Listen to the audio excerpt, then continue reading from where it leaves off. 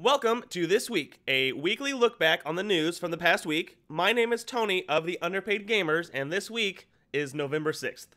In an effort to populate their newest streaming service, Disney was in talks with Fox about acquiring some key properties, only leaving behind the Fox Broadcast Network, Fox Sports, and Fox News.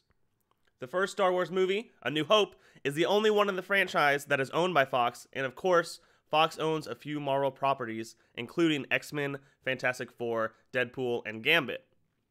While this could be a rejuvenation on some failed properties like Fan 4-Stick, it could also mean that Disney might rein in some of the more graphic films, such as Deadpool and Logan. But keep in mind, Disney owns a slew of movie studios, some of which have had the history of producing R-rated films.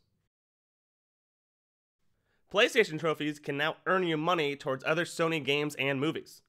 Earn 100 silver trophies and get 100 points, 25 gold trophies for 250 points, and 10 platinum trophies for 1,000 points. 1,000 points will earn you a $10 PSN card. Go to SonyRewards.com and link your PSN account to start getting trophies that actually mean something. You have to link your account. While I have managed to still not see the most recent trailer for The Last Jedi, Disney must be pretty pleased with its director, Rian Johnson, as they are allowing him to make a brand new trilogy with their highest grossing franchise. Is this good or bad news? Is there such a thing as too much Star Wars? Oh, it's not like that at all. He's my brother.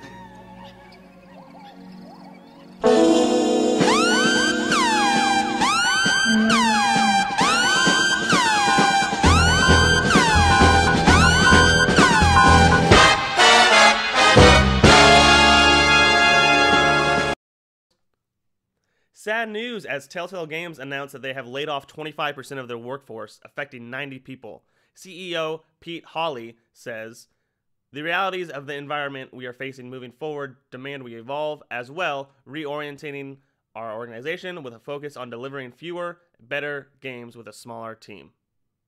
On the complete opposite end of the vector, Square Enix boasts a 200% profit over the same quarter last year. Exceeding 17 billion yen, Square Enix reported that their profit increased by 218%, giving most of their credit to the Japanese release of Dragon Quest XI and strong downloads for Nier Automata. Final Fantasy XV sales are still holding strong with the release of the Stormblood DLC. Call of Duty World War II has grossed over $500 million in its opening weekend, beating out other media powerhouses like Thor Ragnarok and Wonder Woman when comparing first weekend sales. Not only that, but World War II set a new PSN store record as being the best-selling digital full game on the PS4 store ever for day one launch. Activision states that World War II sold more than double the copies at launch than last year's Call of Duty Infinite Warfare. Almost 2 weeks after closing Visceral, Electronic Arts has purchased Respawn Entertainment. Known for the Titanfall series, Respawn is also working on a VR game due to release in 2019 and a third-person action-adventure Star Wars game. You know, kind of like the one that Visceral was working on. While Respawn is most known for working on Titanfall, a game that should be well known for not requiring a season pass or even DLC purchases for the full game experience, EA is on the exact other side of the spectrum. And while they did announce that Titanfall 3 will be produced with its acquisition, it still remains to be seen whether or not they will fall prey to the curse of EA. It's also worth mentioning that the gentleman behind Respawn, originally working with Activision on Call of Duty 4 Modern Warfare, had left to create their own company and to not work with a large publisher, but hey, maybe it's hard to say no to $150 million. New releases of this week include Horizon Zero Dawn, which was released on November 7th. It's the DLC Frozen Wilds, and while I don't normally draw attention to DLC, it could be argued that Horizon was overlooked earlier this year with the release of Breath of the Wild right behind it. Horizon is an incredible game, and I'm sure this DLC will be worth the asking price. Need for Speed Payback was released on November 10th to a mediocre appeal. Maybe due to unfair comparisons to the Fast and Furious series, I still plan on shifting into gear with this game, but maybe I'll tap on the brakes and wait for an official purchase. The world's most powerful console ever, the Xbox One X, was released on November 7th. It does all the things your current Xbox does, but better.